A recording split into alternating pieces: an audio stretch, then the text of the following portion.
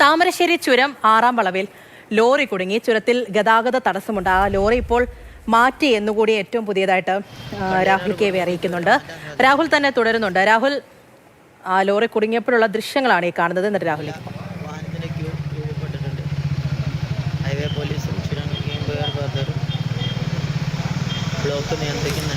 Rahul KV ചേരുന്നുണ്ട്.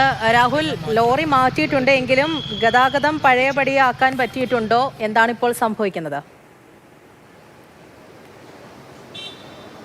പൂജ, ഏറ്റവും ആശ്വാസം എന്നത് നിമിഷങ്ങൾക്ക് മുൻപ് ആ ലോറി അവിടെ നിന്ന് മാറ്റാൻ കഴിഞ്ഞു എന്ന് തന്നെയാണ്. കണ്ടെയ്നർ ലോറിയാണ് പുലർച്ചയോടെ കുടുങ്ങിയത്. ഇത്രയും സമയം അതിരൂക്ഷമായ ഗതാഗത തടസ്സമാണ് താമരശ്ശേരി ചുരത്തിൽ അനുഭവപ്പെട്ടിരുന്നത്. മണിക്കൂറുകളായി ഇരുഭാഗത്തേക്കും വാഹനങ്ങളുടെ നീണ്ട നിരയാണ്. ചുരം 6-ാം വളവിലാണ് വിധത്തിൽ ലോറി തകരാറായതിനെ തുടർന്ന് കുടുങ്ങിയത്. ആദ്യം ഇത് മാറ്റുന്നതിന് വേണ്ടി ക്രെയിൻ ഉപയോഗിച്ച് ശ്രമം നടത്തിയെങ്കിലും പരാജയപ്പെടുകയായിരുന്നു. എന്നാലും ഈ ലോറി ഇങ്ങനെ കുടുങ്ങി വലിയ വാഹനങ്ങൾക്ക് കടന്നു പോകാൻ കഴിയാത്ത അവസ്ഥയാണ് ഉണ്ടായിരുന്നത്. ഒപ്പം ഈ ലോറിയുടെ ഇരുഭാഗത്തേക്കുമായി നീണ്ട നിരയാണ് രണ്ട് ഭാഗത്തും വാഹനങ്ങളുടേതായി ഉണ്ടായിരുന്നത്. പിന്നീട് പോലീസും ഒക്കെ തന്നെ എത്തി. ചുരം സന്നദ്ധ പ്രവർത്തകരുണ്ട്. അവരെല്ലാം ചേർന്നതാണ് ഈ ദൗത്യം ഏതായാലും പൂർത്തിയാക്കുകയും ചെയ്തിട്ടുള്ളത്.